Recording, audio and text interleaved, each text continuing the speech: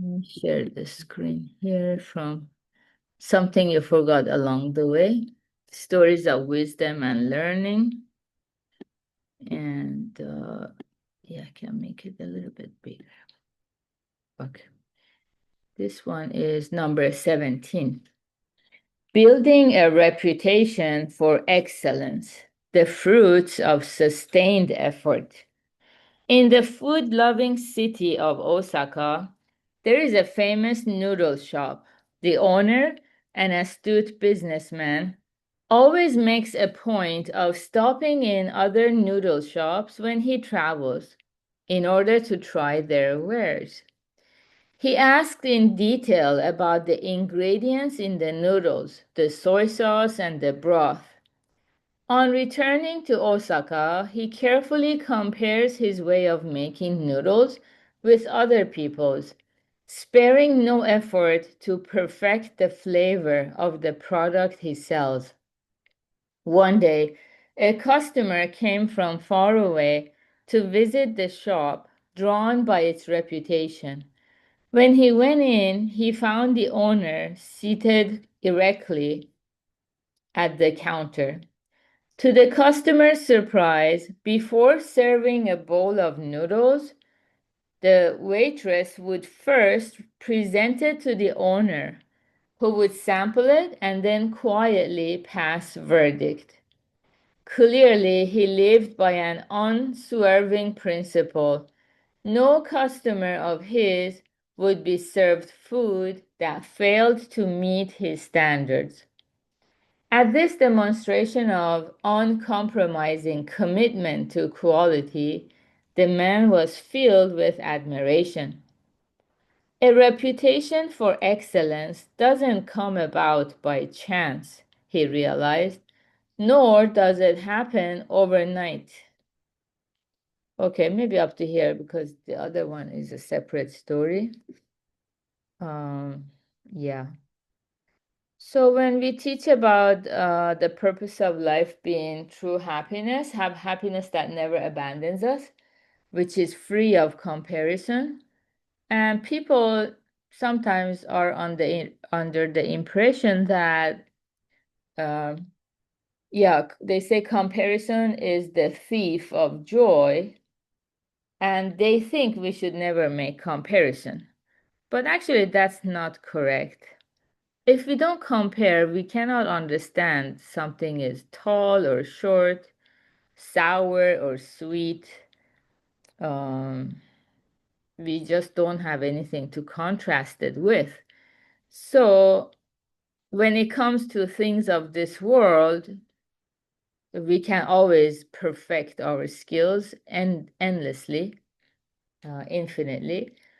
So there's no point of completion to things of this world. So if we want to have excellence and if we want to make people happy to the maximum, we can always improve. There is room for improvement.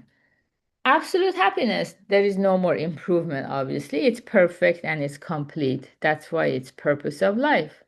Once we fulfill it, we realize I'm so happy I've been born a human. So it's complete by itself. But when we talk about relative happiness or our existence in this world and also making people happy. So if we make a noodle, well, in Japan they eat a lot of noodles. In America, it could be like a hamburger or pizza. So when we want to make some dish, if we don't try again and again and each time we try it ourselves to taste it, to see how it's like, we cannot improve it or like contemplate, oh, this time it doesn't have enough salt or it's too salty. By failing, we will know through every fiber of our being, we will know. That's why it's very difficult to explain the amounts of when you're cooking. It's very difficult to explain it. Yeah. So this chef, he was very good.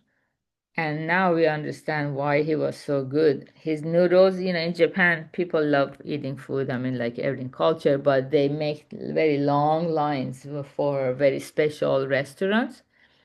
people will travel sometimes quite a few hours to try the food at a special restaurant that has a good reputation. Yeah. And yeah, so he spared no effort to perfect the flavor of the product he sells. So if we don't have this vision that I want to see my customers or clients happy and satisfied, then naturally we cannot make this much effort. We have to have that vision or cultivate that much compassion or desire to see them happy. And then we need to perfect those skills every day. It doesn't happen overnight, obviously. It takes time. Yeah, it doesn't happen overnight.